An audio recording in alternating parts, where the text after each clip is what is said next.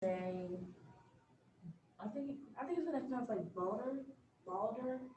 He's like a god of like light and destruction. Oh, I don't know about that. Hey, can you guys hear me at home?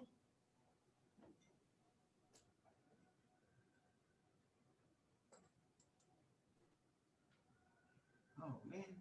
No, I don't know that guy.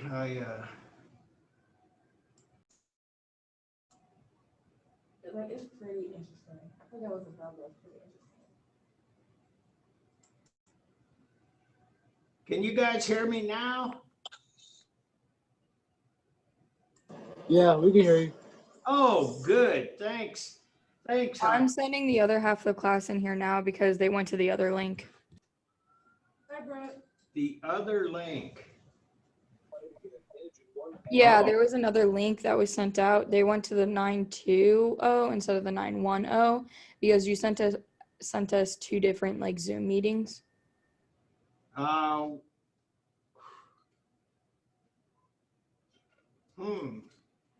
I didn't know about that. I just got you right off of my Zoom for this class. But I logged in and somebody else did not log out who used this. And so I was getting all this stuff with her name on it. And then I shut it all down and restarted and was hoping that it was going to be okay.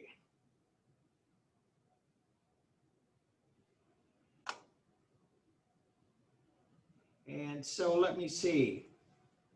I got 14 participants. I have 2 people here. Looks like people are figuring it out.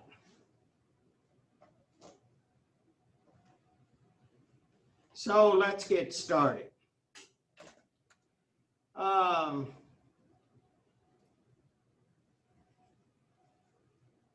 When we were here on Monday, I was telling you some things about Hellenistic art, especially sculpture, and talked about how that influenced other artists later on.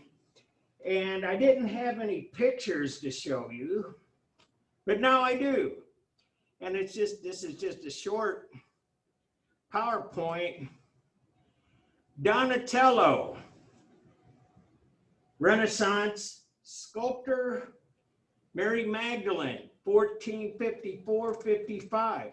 And I was talking to you about how Hellenistic art wasn't always this ideal form, that a lot of times they made statues where they were something less than beautiful and something less than ideal. And Donatello, we know, did see some of that work. And the work I'd like for you to think about in comparing this is this, just what we saw on Monday, the Old Market Woman. And it's a Roman copy, but it is less than ideal. And what makes that so unique up to this point is that if an artist made a painting or a sculpture, they usually did it with the subject matter being somebody very important. A pharaoh, a king, a warrior, and so on, a philosopher, a great thinker. And ordinary people, and especially ordinary down and outers, would never have gotten a sculpture. It was only reserved for some of the most venerated and esteemed people in the culture. And so Donatello, Mary Magdalene from the Bible, and he's got her as basically a very poor and very disheveled figure. And she is full of sorrow because Jesus was crucified. Michelangelo, another Renaissance sculptor, and what we have here is what they call the unfinished sculptures. And these were done by Michelangelo, and they were never fully completed. And this kind of sculpture really influenced later generations of sculptors, excuse me. But I want you to think about this. The Sleeping Satyr from Sant'Angelo, Italy, Rome.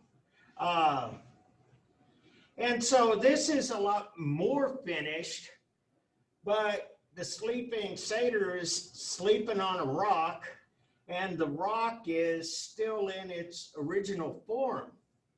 And the idea of the reclining, sleeping male figure is something that Michelangelo was very interested in.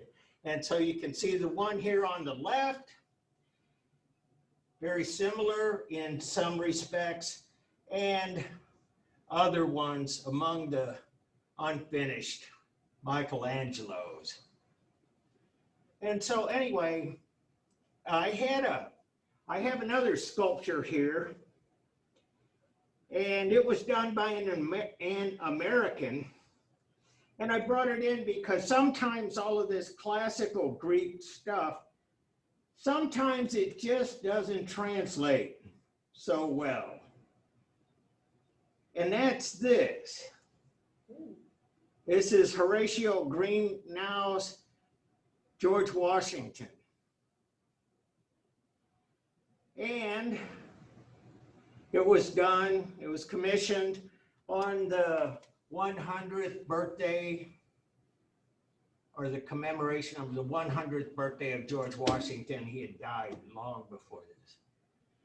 But the sculptor portrays him, and this was called by a lot of people, George Washington as Zeus, the Greek god.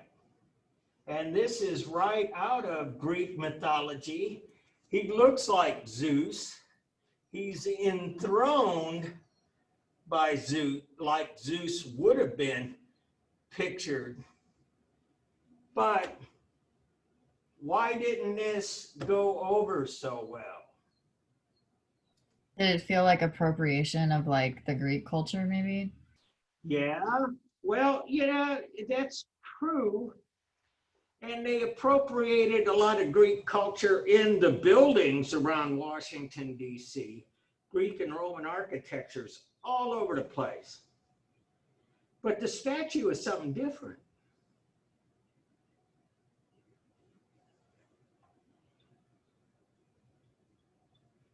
Was it like revealing too much just like of his body and they didn't want to think of him like that, maybe?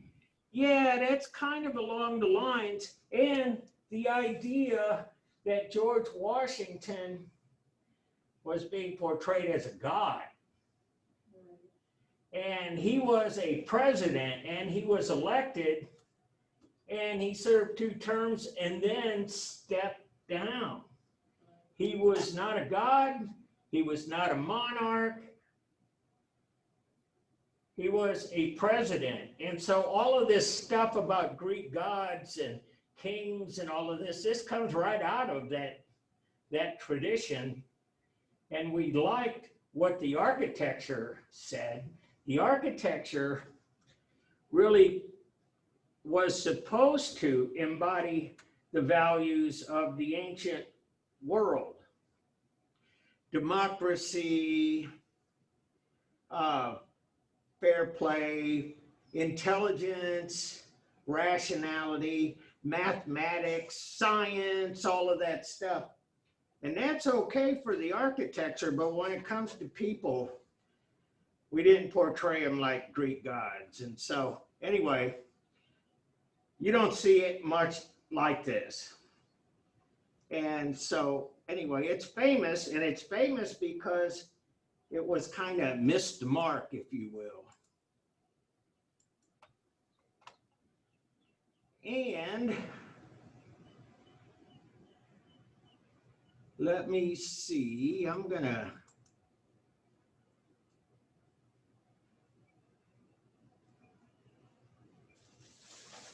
okay, screen sharing is stopped, and we're gonna go to this today. Oh, cancel, no, cancel. I was trying to hit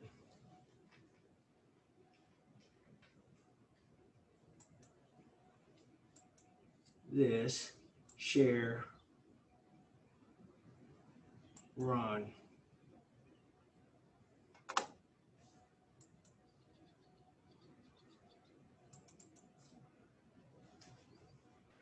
Oh my. You probably have to press the PowerPoint. I'm sorry.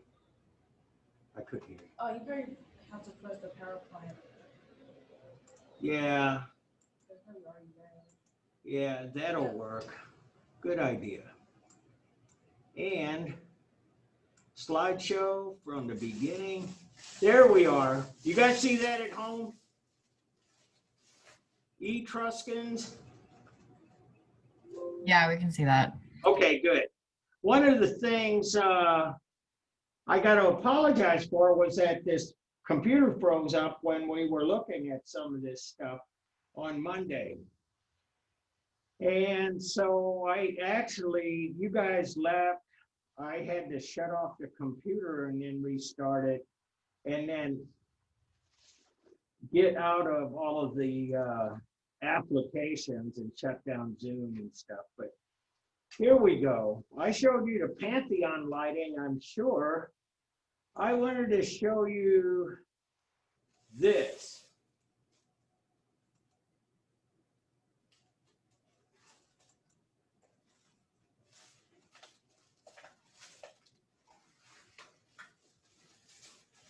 Can you see this? British Committee for the Reunification of the Pantheon marbles? We can't see it. Okay, well, that's why I'm asking.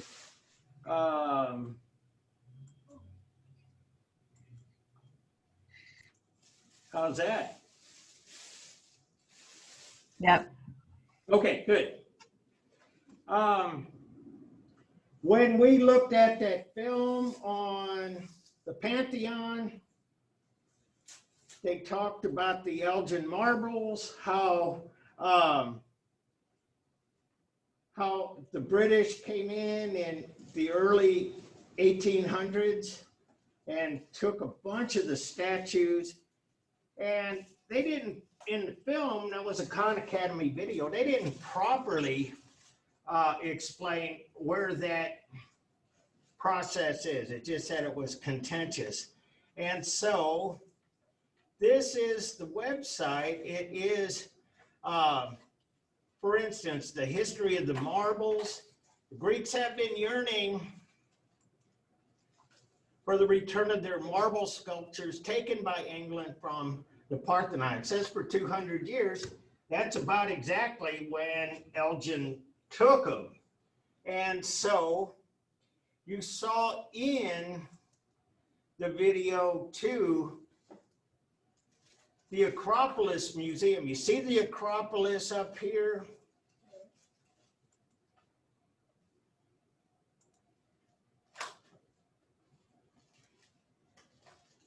You see the Acropolis up here, and here is the museum. And so a lot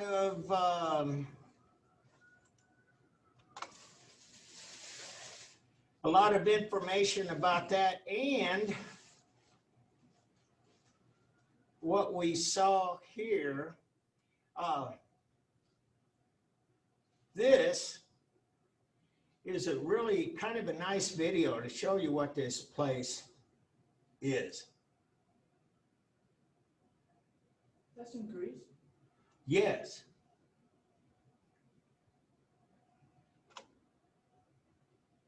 Oh, yeah, I'm going the wrong page. Here we go.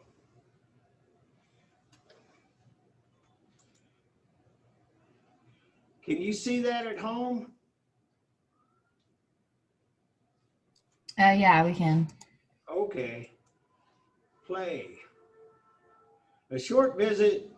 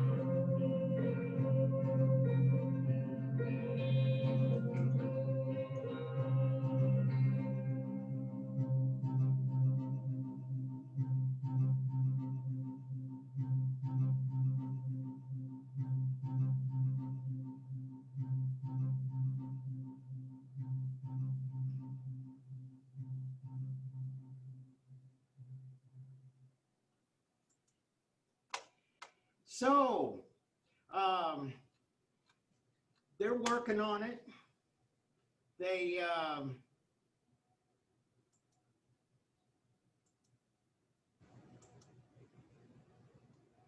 and let me get us back to the Etruscans here.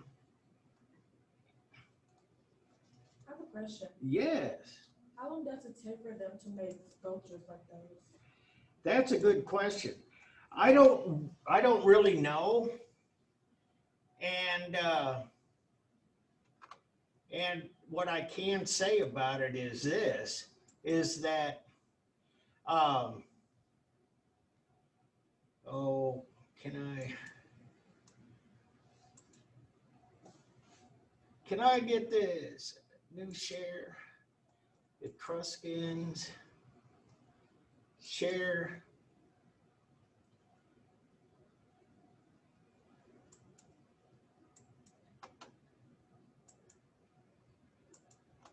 And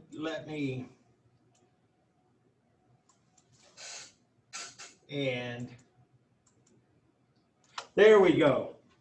How long did it take them to make these things? Was your question. I don't really know. And one thing that archaeologists and art historians like to do is figure that out, to answer that question. I saw just on Sunday a film where they were trying to figure out how the Egyptians were able to carve what they did and how they were able to drill holes in the big blocks of stone. And they were saying, yeah, they didn't have power tools or anything. And so they showed what they knew was that they knew they did this kind of primitive drill. It looked like a pole with something like a bow on it from a bow and arrow, Mhm. and they'd pull it back and forth, and it would make that pole spin, but they were confused, befuddled, because they didn't know how they could drill holes in this tough, very hard granite. Right. And so they went down inside of one of those holes, and they found microscopic bits of this mineral. Starts with an M. I don't remember the name, but it's hard. It's the second hardest substance behind diamonds. And so what they would do was that they made what was a diamond-tipped pole, which acted like a drill bit. And so anyway, they're doing that because we have a lot more technology and we can kind of pick out the little bits and pieces. And so they looked at the sculpture, the reliefs that were carved on obelisks and stuff like that. And they found that same mineral. And so they used basically bronze tools with an edge made out of this very hard mineral. So, but at any rate, I don't know how long it took them, but we're still trying to unravel those mysteries. And so I want to talk to you guys about Etruscans and Italy in Etruscan times. And here is the Italian peninsula. There's Rome, there's Naples, there's Florence. But this, at the time, it was populated and governed by people called the Etruscans. And they were a civilization that existed concurrently with ancient Greeks. And when you look at Etruscan culture, you can see that there are influences. Sometimes the influences appear to be more Egyptian. Sometimes they appear to be archaic Greek. And sometimes they even appear to be from farther away, like South Asia. And so anyway, this is a tomb of the augurs. And an augur is a high priest, actually. And we still use a high priest and a seer, a prophet. And we use that word augur to say this does not augur well, which means that this is a bad sign. Anyway, when I was looking at this and thinking about what I wanted to talk about with these Etruscan tomb paintings, there was something I noticed about this that links this to archaic Greek pottery and Egyptian tomb painting. And that is that it is in a frieze, it's a register, it is a continuing story along a single plane. But the other thing is that when you look at all of this work and you see paintings of people, they're almost exclusively in profile. That's the way the Egyptians painted human figures from the side. They painted, the Etruscans did that. We won't see any frontal paintings of people at least somewhat facing the viewer. We won't see that until we look at Roman painting. And so this was the convention, painting in profile. Necropolis. Necropolis. Any idea what that means? Isn't that a place? It is a place, And polis is, Doesn't mean like big, something like that, right? yeah, polis is like a city, like Indianapolis, Minneapolis. It's metropolitan, P-O-L-I. That's the root word for metropolitan. It's a city, or urban. It's a cluster. And so necro means dead. So pretty much City of the Dead. Exactly what it is. It's the city of the dead. And that's one of the legacies of Etruscan art, is that we find they were very meticulous in how they treated their dead. And so we find these elaborate artifacts from the necropolis. And we find that they didn't only just treat their royalty like that, they treated much of their population like that. And so this is a fibula, Oriental Lions from Regolini Glossi tomb.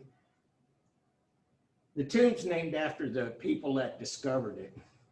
Sorbo necropolis, which is in some ways kind of like a cemetery, but I'll show you why they call it necropolis here in a minute. And this is gold. You see the lions, orientalizing lions. I just told you a moment ago, we'll see some influences that go maybe all the way back to Mesopotamia, and Mesopotamia interacting with places like South Asia.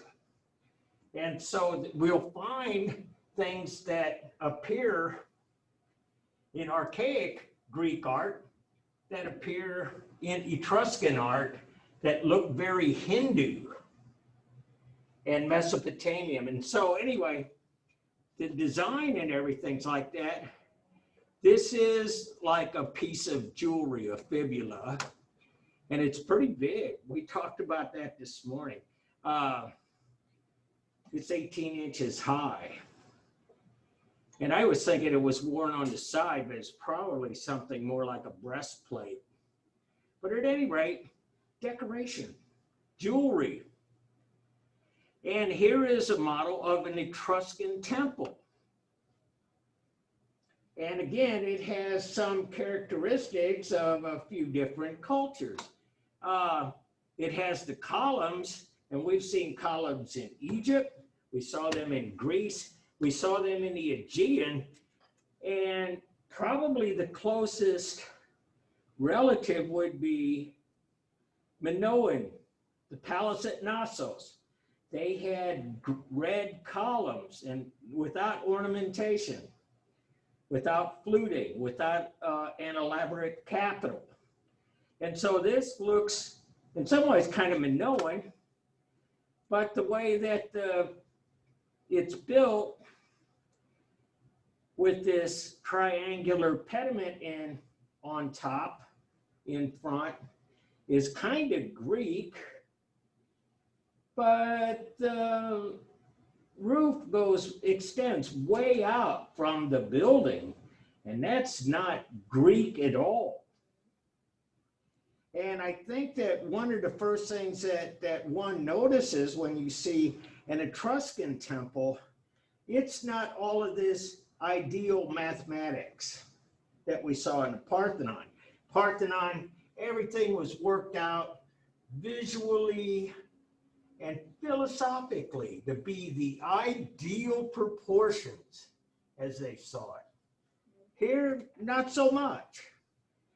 And so this is a model, and this is pretty much how we think they did things. There's another part of this I want to point out. Yeah, I will in a moment. Apollo of Veii. And so in your book, you have a list of Greek gods, Etruscan gods, and Roman gods. and they really cross over. They have the same function. Sometimes they have similar names, like Apollo or Apollo. Sometimes they go very differently. Greek goddess of beauty and love, Aphrodite. Roman goddess of beauty and love, Venus. But at any rate, this is Apollo, and the stylistic qualities of this, how it's sculpted, how it's depicted, the drapery, this looks a lot like Hindu art of the time in the BCE era. And even the face resembles some portrayals of the Buddha, for example. And the kind of ornamentation, the braids on the hair, and so on. And so this is Oriental as well. Orientalizing lions, Orientalizing of Apollo. I wanted to show you these too. They put statues along the edge of the roof and at the top of the pediment. And you see these are kind of orange colored. And there's a reason for that, because it's a lot of what they made their sculpture from was this, terracotta. Need your help out there, you guys. What is terracotta? It's a type of clay. It is. Okay. Who was it? Robin, you're on it. You're on a roll. Yes, it's a type of clay, and we still use it today. It's an orange clay, and they put it through what we would call a low fire. They would get the water out of it, but not a high temperature like ceramics, say. But it is clay. And if you go to a garden store, a lot of times you see those orange little clay pots that we put potted plants in, house plants in. That's terracotta. You ever see and they do this in a lot of places around the world, Italian, Spanish homes, you see that orange tile that's on the roofs of the homes, that's terracotta. It's terracotta roof, terracotta tiles, and this is terracotta. This looks a little different because it's painted and it's changed the appearance of the terracotta itself. What type of furniture is that? Well, this is a sarcophagus, and so this is kind of a twofer, if you will. This is a casket. Oh. This is a casket, which is a sarcophagus is a casket, and their bones would be in here. Oh, okay. But because they decorated things so much, it looks like a kind of a chase lounge or something that they're lying on together, arms around each other, enjoying each other's company, reclining couple. So we see that they really loved each other. They had a warm, caring relationship. And likely they're both buried in this sarcophagus. And it's from the Bantica necropolis. These things are all over Italy. And I'll show you what they look like. Bantica necropolis. And this is the city of the dead, just like you guys said. And these are little, somewhat little, chambers where they would bury their dead in a sarcophagus inside here. And so what they looked like on the inside was like this. And sometimes they were just basically cut right out of rock. Sometimes they just went right into the bedrock and carved this stuff out. This is the tomb of the shields and the chairs. And what that refers to is that there are shields, these are the round shapes along the wall, and the chairs. Here's one here, here's one there, here's a bench, here is perhaps a bed. And just like the Egyptians, who, when they buried their royalty, put a lot of stuff into the tomb. We saw King Tut's tomb, and he had a chariot, and he had wheat, and he had tools and toys and all kinds of things. Well, this was a little different in the sense that they mostly didn't put real things in here. They put representations of real things.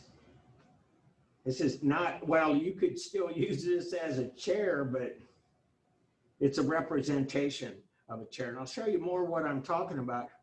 Here's another one of the tombs, the tomb of the reliefs. And you can see the shields. And you can see here, they actually have stuff hanging on the columns. Got an amphora, got an axe, got a sword, got some rope. Here we have, I think this is a cat, by the way. And you would have a cat for the same reason. Well, for a lot of the same reason, people kept cats around for centuries. Why would that be? They're good pets. People like them, they're fuzzy and stuff.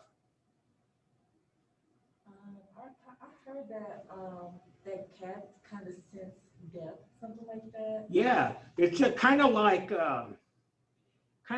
dogs. They actually have jobs, and cats can alert you if there's danger, like you say. Cats, more than anything, eat mice and rats and those kind of critters that will come and steal your food. So that's one of their jobs, just like a guard dog barks when intruders come in. And so, but these are not all real things. They're just carved into the rock. So that's what is so markedly different from Egyptian tombs. And often very lavishly painted designs. And again, you got some figures here that are almost full frontal with their bodies, but their heads are always turned in profile. It's a convention, it's the way they did things. And so this is the tomb of the leopards, and there are the leopards up above. Tombs of Triclinicum, don't know what that means, but bottom line is I want to get you an idea of what they were doing, and that this is fresco again. We saw it emerge in ancient Greece. It's more durable than regular paint on a wall, which is why this is lit 2,500 years. I have a question. Yes. It's like the tombstone. It's like the tomb, like in the wall, because like it looks empty. So it's like the body's like inside the wall. Yeah. See, it is. See, we don't know, and we know that these buildings, they have rooms and chambers and things, and some of this goes actually. You see how the bedrock is here? They go down in there, and a lot of that stuff's carved out of this very same rock that you're looking at. Now, in terms of, some of these rooms don't have furniture or anything in them. we don't really know what's happened to them in the last 2,500 years, to be quite honest. People might have taken things out of there, and especially something as potentially valuable like the sarcophagus of the reclining couple would have been put in something like this. But yeah, we can only guess, and over time, people do a lot of things, rob and destroy things. Here is, what the, yeah, who said what the heck? I did, yeah, me too. Let me tell you about this. This is very confusing. Circa 500, 480 BCE or 12th century Common Era. So we're talking about a span of almost 2 millennia. And they can't figure this out. They don't know. Well, then the book talks about this. This is still in dispute, but capitaling wolf. Anybody know the story behind this? No. Well, according to ancient Roman mythology, which grows out of Etruscan mythology, the set of twins were abandoned by their parents. They were put out into the woods, and this just sounds cruel, but back in ancient times, even through medieval times, if you had unwanted children, that's what you did with them. Took them out in the woods and leave them, and then the wolves or some creatures would just eat your babies. It is, it's horrible.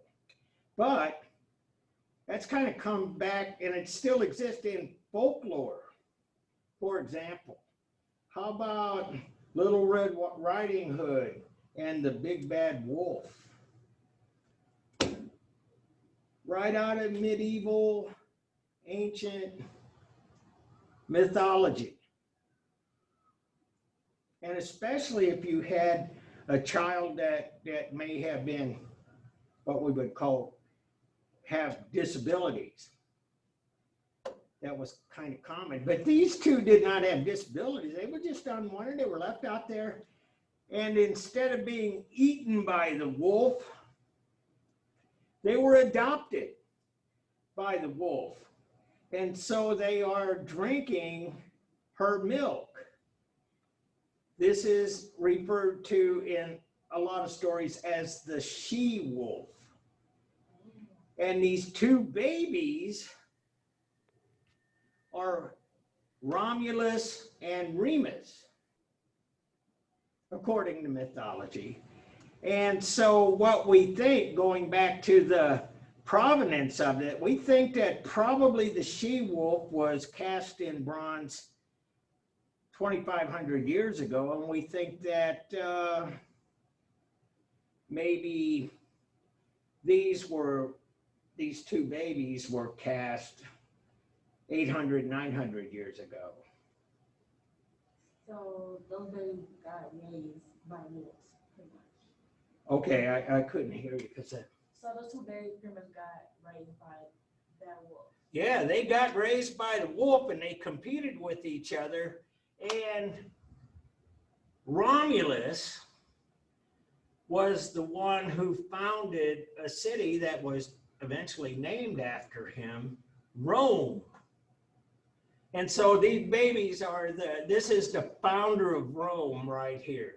And this is the mythology, and that's why Rome was strong, because it was named after Romulus, who from the time he was a baby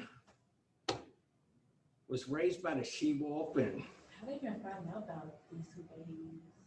Like, this one found him, like found his two babies? mm-hmm. did it raise him to teach him English, how to become a Well, I don't really know all of the story, but those are the kind of stories that still live with us today. For example, Tarzan somehow got left in the jungles of Africa and was raised by gorillas, Tarzan of the apes. You know, these are stories, they're likely not true at all, but we still have stories that kind of center around these ideas, and that's really my point. And so anyway, this is the she-wolf, this is the chimera, which is an Etruscan bronze, and it is a fierce, fictional, mythological animal.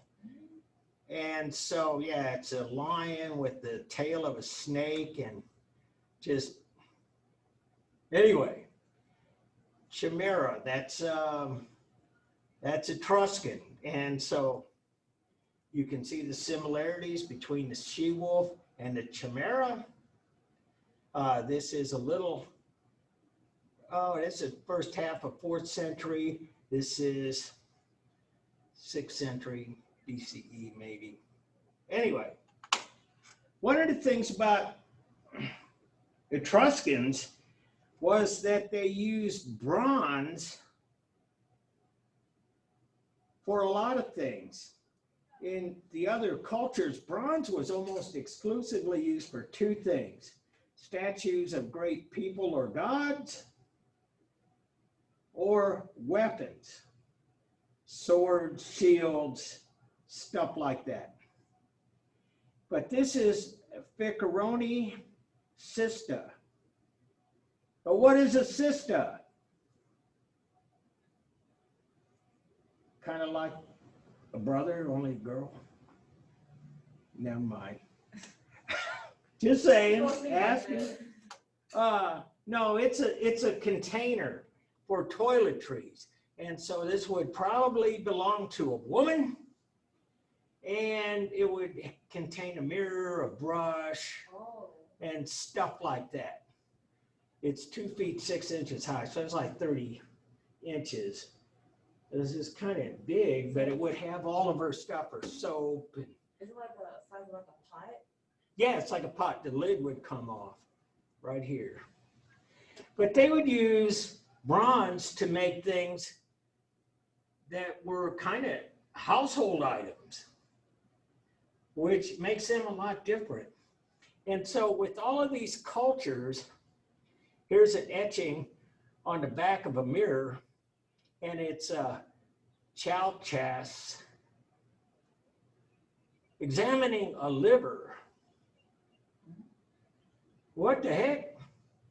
Examining a liver. How many of you guys ever heard of soothsayers? Yeah, it's an ancient idea. It's somebody that can foretell the future, and somebody that over time, these things, wizards and different. Isn't that you have a crystal balls and stuff, something like that? Right, yeah, that's a soothsayer, would have a crystal ball and could tell you the future. In ancient times, they had other different kinds of practices, and they would take an animal and examine the liver of an animal, and they would tell you whether or not you were going to have a cold winter, or if there was going to be a good harvest or something. And they really believe that that's why he's examining a liver. Don't really know what it's from, probably from a goat or a pig. Bottom line, that's how they would tell the future. And so anyway, it's an engraving, and you can see it's really kind of elaborate. It's a guy, it's almost angel-like. It's a figure, an old man, the old wise man, the long beard, and wings, somebody a little higher than mere mortals, kind of like angels have wings, say. But in architecture, what the Etruscans figure out is this: the arch. We saw post and lintel almost exclusively in ancient Greece. We saw that in ancient Egypt as well as pyramids. This is revolutionary, and in part because if this were a post and lintel entryway, you would have a post here, a post on the other side, and a lintel across the top, just like Stonehenge or something. A lot of post and lintel. The Parthenon is post and lintel. The columns are the posts, the lintels, the pediment, all of that. But bottom line is what they figured out is that if you could make an archway, you could have 1.5 times, you could distribute the weight coming down over 1.5 times the length of what this lintel would be. And so when you distribute the weight over a longer area, it's stronger. And that's what they invented. And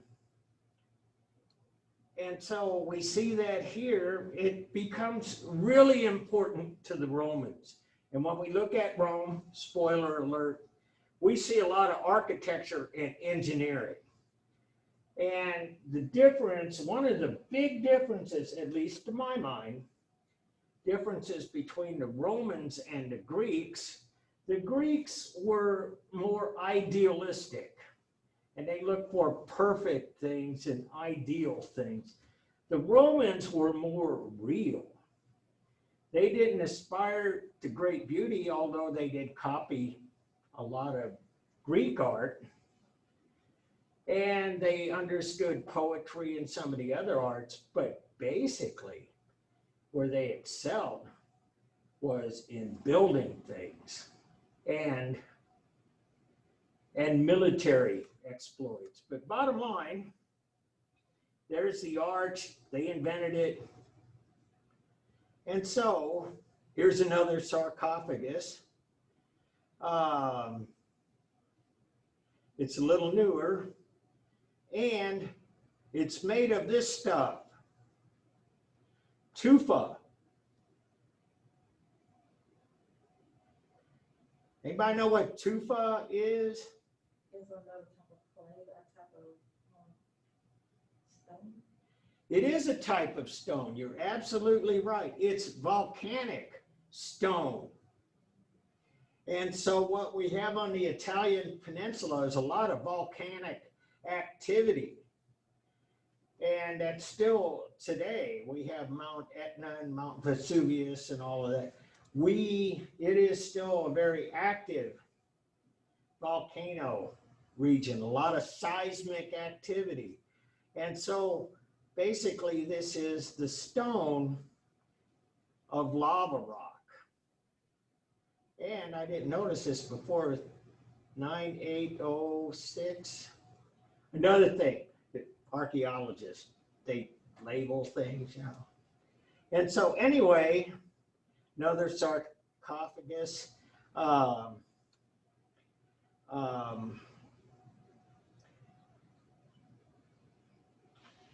And another bronze, kind of like George Washington that we saw, except he's standing. And so that's it. That's the Etruscans.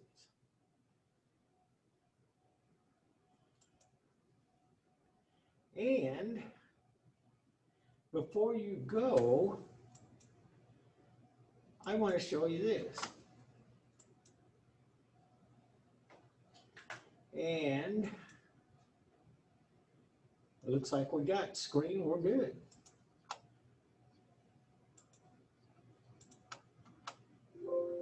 So in your syllabus, I just want to introduce this to you before we go today. I'm not really asking you to do anything, but I want you to start thinking about group presentations.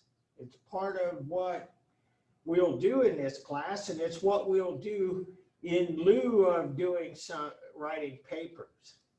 What we're going to do is divide up into teams, probably 3 to a team, and do a group presentation that is an annotated PowerPoint. And that is, you put a PowerPoint together, and then you can voice over record, and then it becomes a video. And so, and we'll talk about that, but here's all the reasons we do this. Research skills, and you guys have been working on that, and I'm really happy with the tools that I know you have. Public speaking, knowledge, that's always a thing. And I want you to be, I think most of you are already pretty good at PowerPoint, but it's kind of a check-off thing. It's almost any discipline you study will require you to do PowerPoint presentations. It's just the way the world is. And working cooperatively, and that's another thing that we try to do in higher ed, and it's something that employers really value in college graduates, is that they know how to work cooperatively. And so that's why we do it. And so we're going to choose partners and choose subject matter, set meeting times, and then a lot of this starts to get into what you guys will do, and I won't have much to say about it: setting the meeting times, assigning the task, rehearse, present, publish. And so what I want you to choose for your subject is a painting, sculpture, or architecture before 1300. And that is the scope of this textbook, volume 1.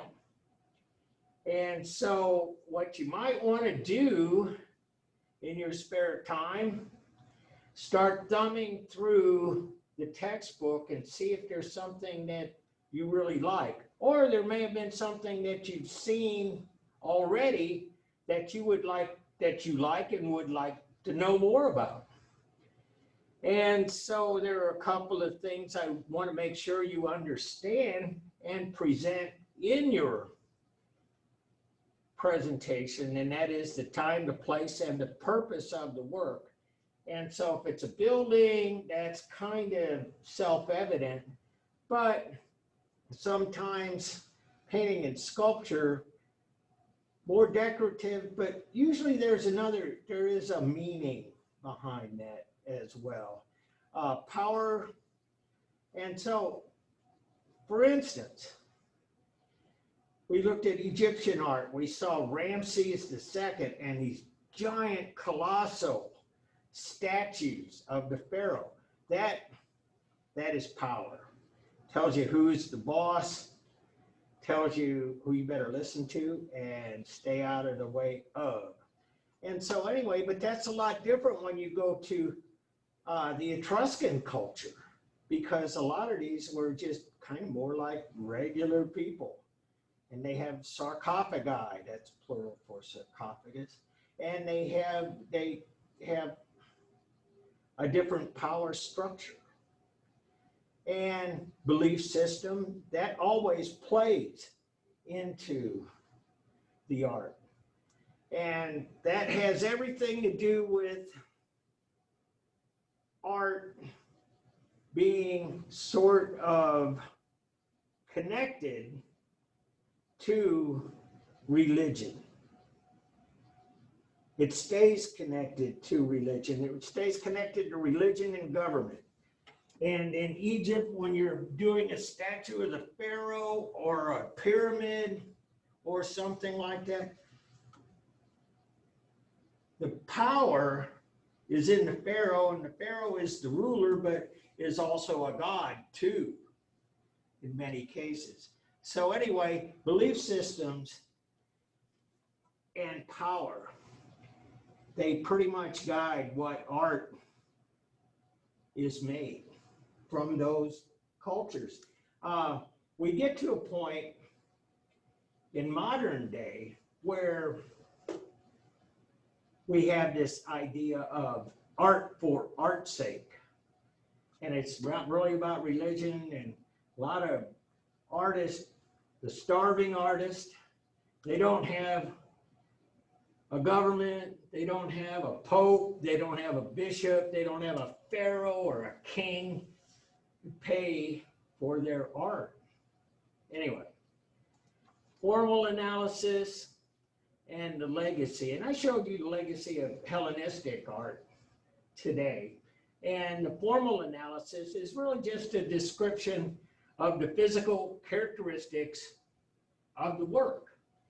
And so we've been doing that a lot in here. We say, look, paintings are all in profile. That's a formal issue. They're flat. They're in a frieze or a register. That's a formal thing. Anyway, these will be things that you'll have to work out amongst yourself. The research, consolidation, organization, all of that stuff. And I gotta say that what I'm expecting is that you guys work out some way that you can work together without having to violate social distancing, if you know what I mean. And so there are ways to do that. And this is a computer support part of it. There are ways that you guys can set up, say, a Google account, Google Docs, and give access privileges to all three members of the team. You can put that PowerPoint on there, and the three of you can pull it out, work on it, and put it back. And you can work remotely like that. I'm kind of thinking that when we get closer, I might set up some time here and do a chat. For instance, I'll show you.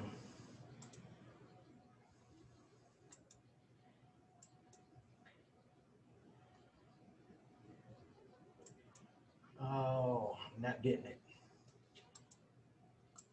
Anyway, that we could actually communicate over Zoom and have everybody kind of work out some of the details here in class.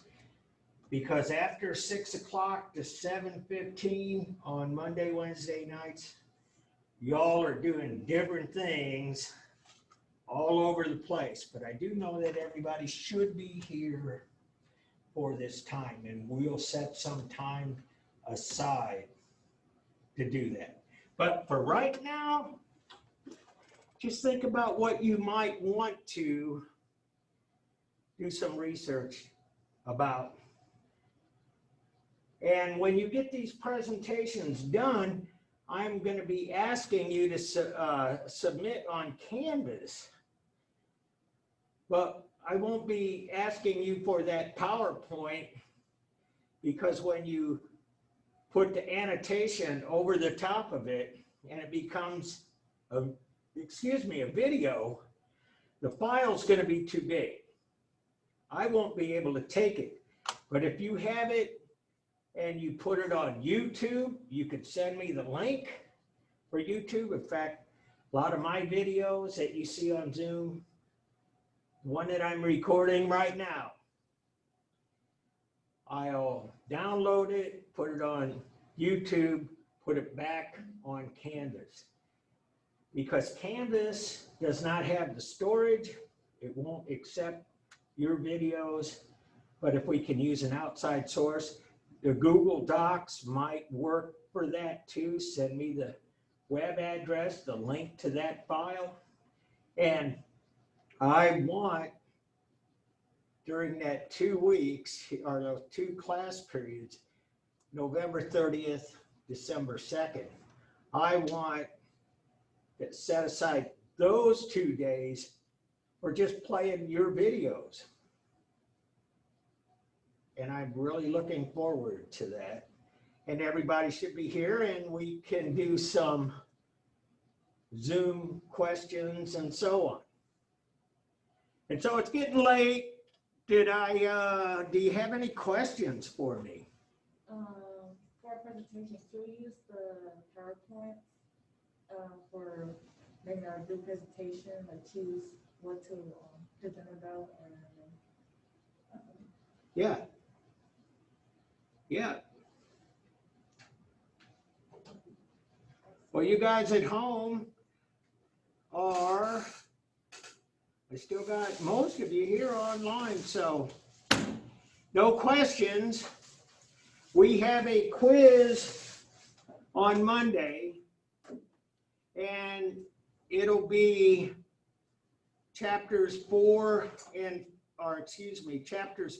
6, Greece and the Etruscans. That's all we've covered, those 2 chapters, and that'll be what you need to be familiar with. For the quiz, as always, make sure you have a phone, an iPad or something available because it's open source. So, so if you don't have it, it's gonna make it kind of hard. And so, I have a question, sorry. Is it like a writing quiz again? Or are we like actually doing like questions? Is it like what we've done before? it's gonna be like what we've done before. Okay. Still trying to put this together. What I gotta be aware of is not going beyond what you guys know how to do. So I know you know how to write, and I know you know how to access information from the library. And so we'll put something together using those skills. Okay. All right. And all right, well, what I'm thinking is I'm wishing you guys a great weekend, and I'll see you on Monday. And stop recording right there. Yeah.